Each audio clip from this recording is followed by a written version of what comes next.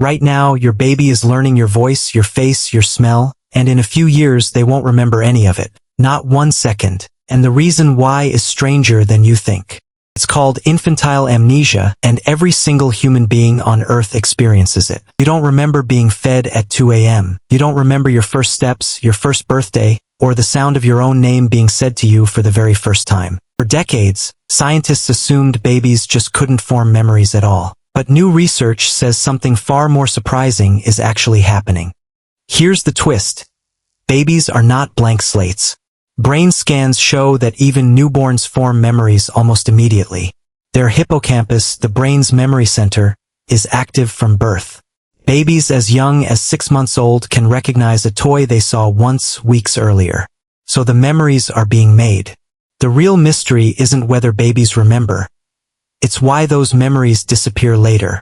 During the first 3 years of life, a baby's brain forms new neural connections at a staggering rate, up to 700 per second. It's the fastest period of brain construction a human will ever go through. But here's the catch. While the brain is building itself this quickly, the specific network needed to store long-term, retrievable memories, the one adults use, hasn't finished forming yet. It's a little like trying to save a file on a computer that's still being built. The information goes in, but the folder to permanently store it doesn't exist yet. There's another piece to this puzzle: language. Many researchers believe that humans store long-term memories using a kind of internal narrative. We remember things partly by describing them to ourselves, even without realizing it. A baby without language can experience an event fully, but has no way to file it into a story that can be retrieved years later. This is part of why children's earliest true memories usually don't appear until somewhere between ages 3 and 4, right around the time language really takes off. And here's the part that surprises most parents. Some scientists believe those early memories aren't actually deleted. Animal studies suggest the memory traces from infancy may still physically exist in the brain. They're just inaccessible using the mental search system adults rely on. In other words, the moments you're living with your baby right now may still be in there somewhere. Your baby just won't have a way to consciously call them back up. So if your baby won't remember any of this, does it even matter? Here's what the research says. It matters more than almost anything else. Even though the specific memories fade, the emotional patterns, the sense of safety, the stress responses, and the attachment style your baby is building right now become the wiring their entire personality grows on. They won't remember you singing to them at 3 a.m. But the part of their brain responsible for trust, calm, and connection will. Here's something that might surprise you even more. Infantile amnesia doesn't end suddenly. It fades out gradually, and researchers have mapped almost exactly when. Ask most adults for their earliest memory, and it clusters somewhere between ages 3 and 4. Psychologists call this the offset of childhood amnesia. But it's not a switch flipping on. It's more like a radio signal slowly coming into range. Between ages 2 and 7, the brain is essentially in a transition zone, forming memories that are increasingly likely to survive into adulthood, but still losing the vast majority of them. In fact, studies that interviewed children about specific events, and then interviewed those same people again as adults, found that the vast majority of memories from before age 7 had vanished completely. Not distorted, not vague, simply gone, as if they had never happened at all. This next part surprises almost everyone, including many scientists the first time they encounter it. The age of a person's earliest memory isn't just biological, it's cultural. Researchers comparing adults from different cultural backgrounds found consistent differences of nearly a full year in the average age of first memories. Adults from cultures that emphasize storytelling, personal narrative, and talking with children about their day tended to report earlier first memories. Adults from cultures with a more collective, less individually narrated style of parenting tended to report first memories emerging later. The takeaway is remarkable. The way parents talk to their children about the past may actually help determine which memories survive infantile amnesia and which ones don't. Simply asking a toddler, "Do you remember when we went to the park yesterday? What did we see?" appears to physically reinforce the neural pathways needed to retain that memory long-term. Not every part of the memory system is slow to develop. There's one structure that matures remarkably early: the amygdala, the brain's threat detection and emotional alarm center. This is part of why highly emotional or frightening early experiences can sometimes leave a trace even when ordinary daily memories don't. Researchers studying early stress and trauma have found that while a toddler may not be able to consciously recall a frightening event in story form, the emotional imprint, increased startle responses, anxiety around similar situations can persist. This is one of the reasons early childhood researchers stress that a baby's environment matters enormously. Even during the years a baby won't remember, the specific scene fades. The emotional blueprint often does not. Because researchers can't ethically run invasive memory experiments on human infants, much of what we know about where lost infant memories actually go comes from animal studies. In landmark rodent research, scientists trained infant mice to associate a specific environment with a mild event, then waited until the memory appeared to be fully forgotten, using normal behavioral testing. But when researchers directly stimulated the exact brain cells that had been active during the original event, using a technique that lets scientists reactivate specific memory-storing neurons, the forgotten memory came back. The mice responded exactly as if they remembered. This suggests something profound. The memory was never actually deleted. It was stored, but the everyday retrieval pathway to access it had gone offline. If something similar is true in humans, and many memory researchers now believe it likely is, it means your baby's brain may be quietly filing away far more than science ever gave it credit for. For a long time, infantile amnesia was framed as a limitation, something babies simply couldn't do yet. But a growing number of researchers now argue the opposite.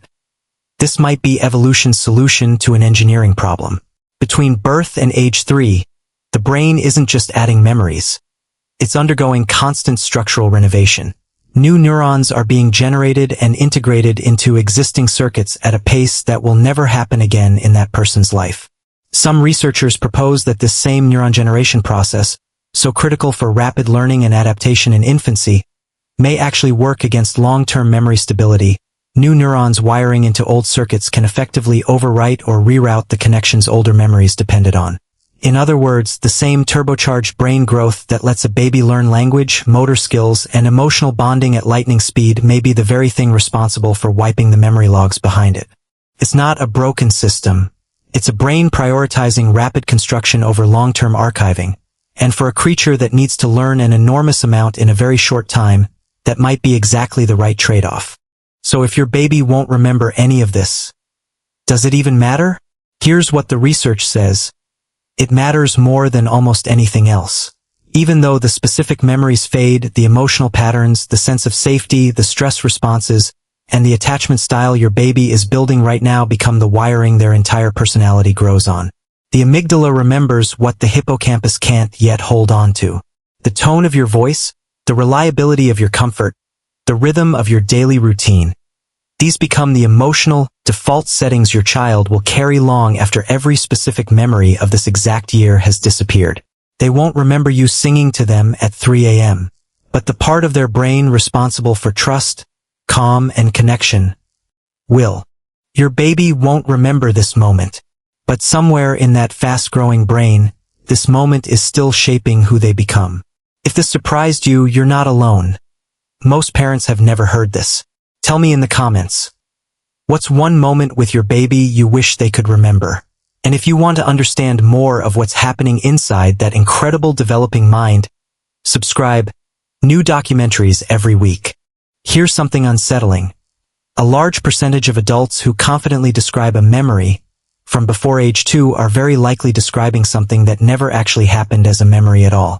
Researchers who cross-checked people's earliest reported memories against family records and known timelines found that a significant portion of these memories were impossible.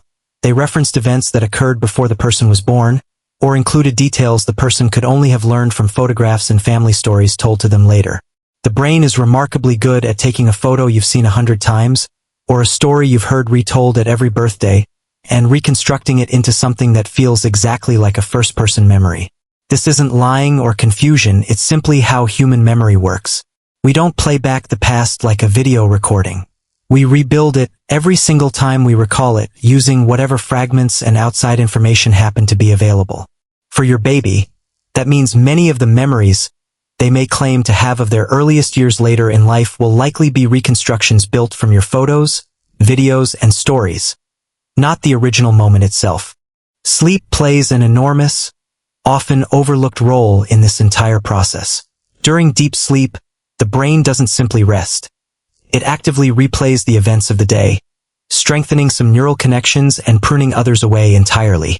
Infants spend a dramatically larger proportion of their sleep in the active memory processing stages compared to adults. Some researchers believe this heightened sleep-based replay is directly connected to the same rapid restructuring that drives infantile amnesia.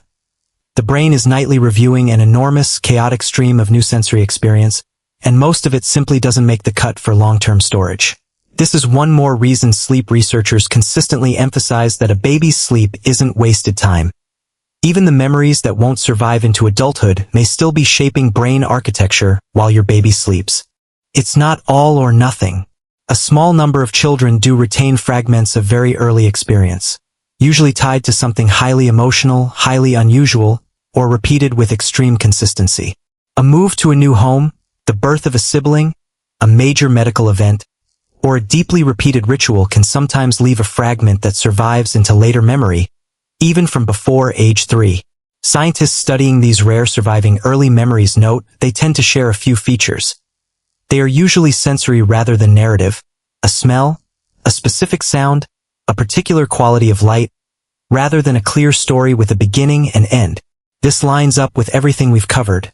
The emotional and sensory systems mature earlier than the narrative memory system, so on the rare occasion something does survive, it tends to survive in that same emotional sensory form rather than as a clean, tellable story.